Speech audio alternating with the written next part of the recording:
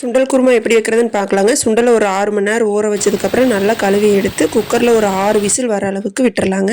அது கூடவே இஞ்சி, பூண்டு, பட்டை, கிராம்பு போட்டு அரைச்சி எடுத்துக்கலாங்க. அரை மூடி தேங்காய் துருவல் கூட கொஞ்சம் பொட்டுக்கடலை சேர்த்து அரைச்சிக்கலாங்க. பொட்டுக்கடலைக்கு பதிலாக வேக வச்சு சுண்டலையும் போட்டு அரைச்சிக்கலாங்க. ஒரு கடாயில் எண்ணெய் ஊற்றி கொஞ்சமாக சோம்பு போட்டு பொரிஞ்சதுக்கப்புறம் கடுகு, உளுந்தம்பருப்பு, கடலைப்பருப்பு இதெல்லாம் போட்டு எண்ணெயில் பொரிஞ்சதுக்கப்புறங்க ஒரு 4 சைஸ் பெரிய வெங்காயத்தை கட் பண்ணி அதுக்குள்ளே போட்டுங்க 2 வரமிளகாய், கொஞ்சம் கருவேப்பந்தழை, அரைச்சி வச்சுருந்த இஞ்சி பூண்டு விழுது, 3 பெரிய தக்காளியை நல்லா பொடி பொடியாக நறுக்கி அதையும் கூடவே போட்டு வணக்கிடலாங்க. அது கூடவே கொஞ்சம் உப்பு சேர்த்து வணங்கினதுக்கப்புறம் மஞ்சத்தூள், கறி மசாலா தூள், சாம்பார் தூள் அப்படின்னா வீட்டில் அரைச்ச குழம்பு மிளகாய் தூளுங்க, கூடவே 1 ஸ்பூன் அளவுக்கு கொத்தமல்லி தூள் போட்டு நல்லா பச்சை வாசம் போகிற அளவுக்கு நல்லா வணக்கி எடுத்துடலாங்க. இப்போ வேக வச்ச அந்த சுண்டலை அந்த தண்ணி பாதி இருத்துட்டு பாதி சுண்டலோட அப்படியே உள்ளே ஊற்றி நல்லா கொதிக்க விட்டுறலாங்க.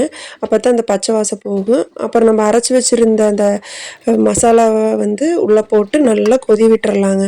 நல்லா எந்த அளவுக்கு கொதி விடுறோமோ அந்த அளவுக்கு நல்லா அந்த பச்சை வாசம் போகும். ஒரு சொம்பு தண்ணி ஊற்றி நல்லா கொதி விட்டதுக்கப்புறம் நல்லா எண்ணெய் பிரிய ஆரம்பிக்குங்க. அது கூடவே கொத்தமல்லி தலையும் புதினா தலையும் போட்டு குழம்பு ஆஃப் பண்ணிடலாங்க. இது சப்பாத்தி தோசைக்கு இந்த குருமா சூப்பராக இருக்குங்க.